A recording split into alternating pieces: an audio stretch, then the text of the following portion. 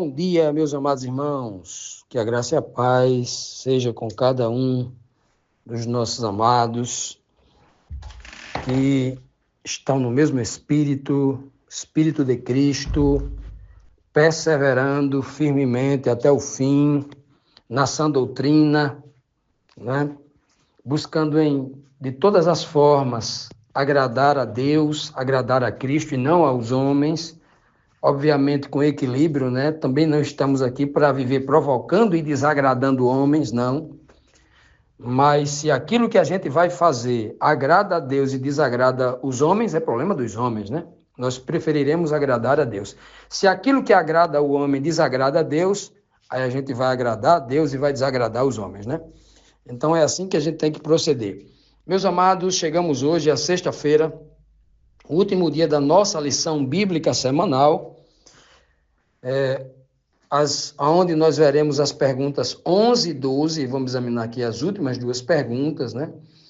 E ontem, só relembrando que ontem na quinta-feira, nós vimos claramente ali quando Paulo conclui mostrando as últimas duas honras que o Senhor confere ao povo judeu da qual Paulo pertencia, né? Sua raça, sua etnia, quando Paulo diz que os judeus ainda tiveram os patriarcas e os profetas dentre eles, e ainda assim Deus o Pai enviou Jesus, dentre eles, era um deles, era um judeu como eles, né? Tiveram esse privilégio de receber o Cristo, né? Segundo a sua condição humana. Vimos também na pergunta 10 que ele, falando ali ao povo da igreja lá em Roma, ele diz assim, olha, não pensemos que a palavra de Deus falhou, né? Alguns pensavam assim, se Jesus Cristo veio e foi esse Messias que o povo matou, então a palavra de Deus falhou. Não, falhou não. Eles que não entenderam a mensagem correta. Isso é tão interessante, abrindo aqui um parêntese para um comentário, que um dos livros mais lidos pelos judeus antigamente era o livro do profeta messiânico, o profeta Isaías. E até hoje, se você buscar alguns rabinos em Israel, muita gente, e lê o capítulo 53 de Isaías, que apontava para o Messias sofredor, muitos vão tomar até um susto. Numa pesquisa que foi feita lá, um estudante que estava estudando para ser rabino, né? Vai dizer, olha, faz tanto tempo 30 anos, que a gente leu isso aqui, que a gente nem percebeu que o Messias iria sofrer. Para você ver o nível, né? As questões como são. Então, a palavra de Deus nunca falhou. O problema estava naqueles que não conheciam a lei, viviam com a lei na boca, mas não conheciam a lei. Cristo mesmo falou, vocês invalidam a lei de Deus por causa da vossa tradição e do vosso costume. Vocês não conhecem a palavra de Deus. Vocês arrotam, né? Comem sardinha e arrotam caviar. Vocês dizem que conhecem a lei de Deus, mas só da boca para fora, porque de fato e de verdade vocês não conhecem as escrituras. Cristo disse isso de forma clara para eles, porque eles estavam lendo uma escritura letra morta, cultural, estavam esquecendo as questões espirituais. Que é o que Cristo disse para Nicodemos. Nicodemos, eu só estou falando de coisas terrenas, você não está entendendo, e se eu abrir a minha boca e começar a falar de coisas celestiais, ou seja, uma linguagem espiritual profunda, você não vai entender? Você não é mestre em Israel, não sabe essas coisas? Pois é. Então, amados, isso foi a beleza, né, do que Paulo está tentando nos ensinar também, daquilo que ele aprendeu com Cristo. E hoje, na pergunta 11, nós temos aqui o seguinte questionamento. A descendência carnal ou espiritual da fé, claro, né? A descendência, né, espiritual é da fé, né? A carnal é do DNA, da fé. Conta para Deus e para Cristo? Tem algum valor para Deus e para Cristo? A carne tem nela o DNA de Abraão? Tem algum valor isso? Ora, e Abraão, porventura, também não era um gentil tirado de dentro de Babilônia? O centro de toda apostasia, tipificada no Apocalipse 18, né? Vamos lá. Olha o que diz Romanos 9, 7, Romanos 9, versículo 7 e versículo 8. Aqui está 79, mas está errado aqui. É versículo 7,8. 7 e 8 diz assim. nem por serem descendentes de Abraão, passaram todos a ser filhos de Abraão. Pelo contrário, por meio de Isaque, a sua descendência será considerada. Olha só, por que Paulo está dizendo isso aqui? Dizendo que nem todos que são naturalmente descendentes de Abraão, ou seja, que têm no seu DNA, na sua informação, a sua informação genética, confere que as suas células são idênticas às células de Abraão, a informação genética são idênticas, prova claramente que você é um filho de Abraão, que você é descendente direto de Abraão.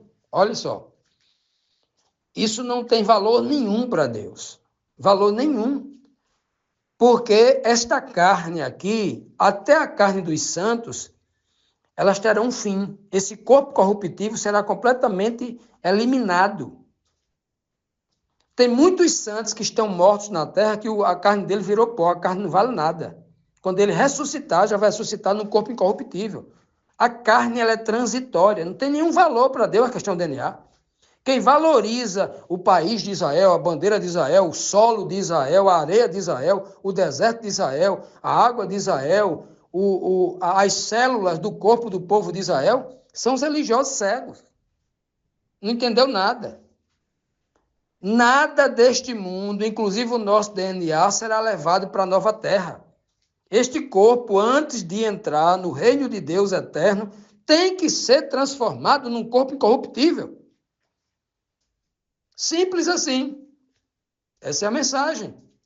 Dada por Cristo, dada por Paulo, por João, por Pedro, né? Essa é a mensagem. Então, quando Paulo diz assim, né? Que nem todos que são descendentes de Abraão serão filhos de Abraão, ele está dizendo, o próprio Cristo vai dizer isso. Paulo não está inventando nada novo. Paulo está entendendo o que Cristo quis dizer, né? Quando, diante lá de um grupo de fariseus, Cristo vai dizer claramente lá para ele lá, olha, você não sabe que até destas pedras, né, Deus pode fazer filhos de Abraão? Pedras no plural. Pedras é uma tipologia de filhos de Deus no sentido espiritual, já que Deus, o Pai, é a grande rocha, né? Visão de Daniel, capítulo 2. Está muito claro lá. De uma grande rocha, igual ao pão de açúcar, foi cortada, foi gerada uma pedra sem auxílio de mão porque as crianças nascem com as parteiras auxiliando no parto. Por isso que ele fala o termo auxílio de mão lá em Daniel 2, na visão.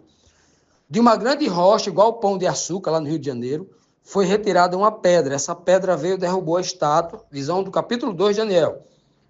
Aquela rocha é o Pai, aquela pedrinha, aquela pedra que veio nos pés da estátua é Cristo, o reino de Cristo. O próprio Daniel vai dizer, na interpretação. Esta pedra se tornou um reino eterno que nunca mais passará. O único reino eterno deste planeta que nunca mais vai passar é o reino de Cristo, que o Pai vai dar a Cristo, ok? Está muito bem explicado isso na Bíblia. Então, Cristo é a pedra angular, a própria Bíblia diz que ele é a pedra angular, e é a pedra de esquina, ou seja, tanto ele é a pedra do alicerce lá no chão, na quina da casa, quanto ele é a pedra angular, aquela que põe na porta redonda em cima para segurar o teto, ok? E ele diz que Pedro é uma pedrinha, uma areia, um argueirozinho, e Paulo vai dizer que todos nós somos pedras nesse edifício espiritual. Então, quando Cristo diz até destas pedras Deus pode fazer filho de Abraão, ele está dizendo, não é? Está dizendo claramente ali para aquele povo que qualquer um gentio poderia se tornar filho de Abraão, contanto que tivesse a mesma fé de Abraão. Que beleza, não é? Pois bem, é isso que Paulo está ensinando aqui. Por isso que ele diz que nem todos os descendentes de Abraão podem ser considerados filhos de Abraão. Pelo contrário, diz ele. Por meio de Isaque, a sua descendência será contada. E quem é Isaque? Aí entra uma questão muito debatida hoje, né? Quem é Isaque? Isaque é um filho da força de Abraão com Sara? Ou é um filho da intervenção do Espírito de Deus no final da vida daqueles dois velhos que nem o costume já tinha passado, já não tinha força para gerar um filho? E Deus é quem abriu a madre de Sara. É um filho que é um milagre né, espiritual de Deus para a raça humana, um tipo de Cristo. Isaac é um tipo de Cristo, é tanto que Isaac é o único da Bíblia que é chamado de unigênito, um título dado a Cristo. Continuando, amados, vamos então para aqui a última questão aqui, a questão 12, que nos diz assim: que prova temos que na carne natural nada dela se aproveita? Nada da carne natural. Vamos ver o que Paulo vai dizer aqui. Paulo vai dizer o seguinte aqui, em Romanos, eu não botei o verso aqui, ó, Romanos 9, verso 9, ele vai dizer, né? Noutras palavras, não são os filhos naturais que são filhos de Deus, mas os filhos da promessa é que são considerados descendência de Abraão. Por que ele fala filhos da promessa aqui? Porque no verso anterior ele citou Isaac. Isaac é o verdadeiro tipo do filho da promessa. Porque o filho da promessa, antítipo, o literal, o verdadeiro, o original, apontava para Cristo. Cristo é o verdadeiro filho da promessa. Cristo é a pessoa prometida. Desde lá o Gênesis, lá Adão e Eva, quando eles pecaram. Foi naquele momento quando o Senhor disse assim, ele primeiro falou com Adão, depois falou com Eva, depois falou com a serpente. Melhor, falando ali para Adão e Eva escutar, né? Porque a serpente, Deus não conversa com serpente. Mas falando ali, direcionando a serpente, uma mensagem para Adão e Eva, disse assim, olha, a tua descendência será contra a sua descendência, ou seja, a descendência da serpente. Qual é a descendência da serpente? A mentira, o engodo, o pecado, a morte. A tua descendência ferirá o calcanhar do descendente da mulher, Cristo, Jesus Cristo. E ele, o descendente da mulher, esmagará a tua cabeça, serpente. Ou seja, acabará com a tua racionalidade, com o teu discurso, com a tua pregação mentirosa. Ele trará a verdade e acabará com as trevas. Então, desde lá, Gênesis 3,15, a primeira profecia, que o filho descendente, Jesus Cristo, estava sendo prometido ali, ó. Então, veja que quando Paulo diz aqui, né, filho da promessa, estabelecido esse título dado a Isaac, primeira vez Isaac, né? Numa tipologia também dado dado não só a Isaac, mas esse título vai ser dado também antes dele a Abel, né? Embora o termo filho da promessa literal não seja aplicado a Abel, mas Abel é um tipo de Cristo, aquele que morreria, né? O irmão mais novo que morreria. Por que irmão mais novo, Abel? Porque quando Cristo veio à Terra já tinha muita gente antes dele. Ele não foi o primeiro a nascer antes de Adão, então ele já é um segundo, ele vem depois, ele já é um descendente do ser humano já muito tempo depois, ele é o segundo, ele vem depois. E esse que vem depois, Deus faz primogênito, né? Assim como ele fez, não só com Abel, mas ele fez com Isaac, que nasceu pelo segundo, tornou-se primogênito. Ele fez com Jacó, que nasceu depois de Esaú, fez primogênito, né? E assim ele fez, e continuou fazendo. Fez com José, que nasceu depois de alguns irmãos, né? Depois de Rubem, de Simeão, de Levi, de Judá, nasceu depois, e ele fez, entre aspas, na promessa implícita, primogênito. E ele vai continuar dizendo que o filho mais novo, o Senhor, né, porque é no espírito, não é na carne, se fosse na carne, essa regra não poderia ser quebrada. O que nasceu primeiro, o primogênito, é quem deve ser mesmo, né? Mas como é no espírito, aqui está falando de espírito, né? O que importa é o espírito, a carne não, para nada aproveita, como diz a Escritura Sagrada, né? Então, Paulo está dizendo, em outras palavras, eu quero resumir o seguinte para vocês. Não são os filhos naturais que são filhos de Deus, não. Pare de estar exaltando Israel, pare de estar exaltando a nação judaica, pare com isso. Agora, se você não crê nos escritos do Novo Testamento, não crê que Jesus é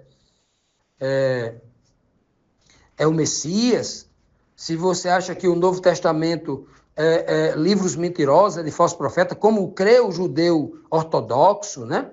Aí é outra conversa. Mas mesmo assim, dentro da própria palavra judaica, nós encontramos uma série de informações espirituais que contradizem o que eles pregam. Que Deus não valoriza a aparência, Deus analisa o coração, está lá na boca do profeta Samuel, quem eles muito consideram. O tempo todo ele vai dizer lá, por exemplo, coisas que Paulo não inventou nada, já está lá, o livro de Abacuque, O justo viverá pela fé, não é pela carne. Está lá, está tudo lá. As linguagens espirituais, as linguagens tipológicas e simbológicas em abundância em todos os livros. Então, só se o judeu for cego para ele não conseguir enxergar essas informações lá. Agora, o problema é a questão da cultura, né? O judeu religioso, não o judeu natural. O judeu religioso, alienado pela cultura da sua doutrinação judaica, preso à cultura, ao costume, à letra morta, é difícil dele enxergar as coisas espirituais. É muito difícil. Assim como qualquer pessoa preso à sua igreja cristã, preso à tradição da igreja medieval. É muito difícil, porque aquilo é uma trave nos olhos, tão pesada, tão difícil de tirar, que somente um milagre, como Cristo limpou os olhos lá do cego Bartimeu, do cego de nascença, né?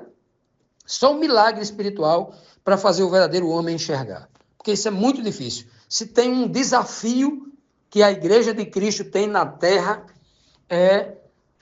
um verdadeiro milagre acontece aqui na terra, é quando um religioso vence a religiosidade e consegue enxergar Cristo, tirando de lado o institucionalismo, a religiosidade, os cargos da sua igreja, os medos que a instituição coloca no coração do pobre coitado. Esse é um milagre gigante, que é muito difícil hoje, né? Muita gente aprisionada. Pois bem, então Paulo está dizendo aqui, em outras palavras, não são os filhos naturais, são filhos de Deus, mas os filhos da promessa.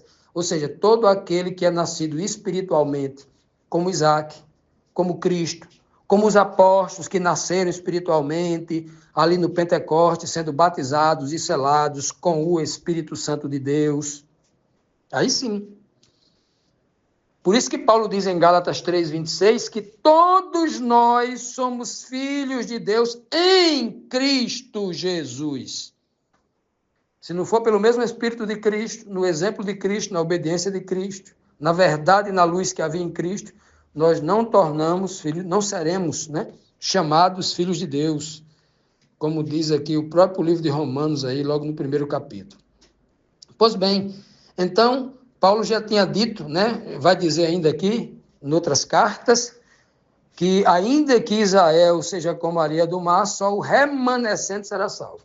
O remanescente não é um restinho de pessoas naturais, mas é aqueles que remanescem, que sobram da fé de Abraão. Homens espirituais, não homens carnais. E essa é a grande mensagem que nós temos a trazer nesta semana, uma mensagem espiritual altamente profunda, altamente reveladora, altamente poderosa para aqueles que realmente conseguiram enxergar Cristo com a ótica espiritual, não com a ótica religiosa, carnal, superficial do homem exterior. Que o Senhor abençoe a cada um, continue abrindo a sua visão espiritual, que é o entendimento, que é o discernimento que vem através do Santo Espírito de Deus, nos dado através de Cristo. Amém.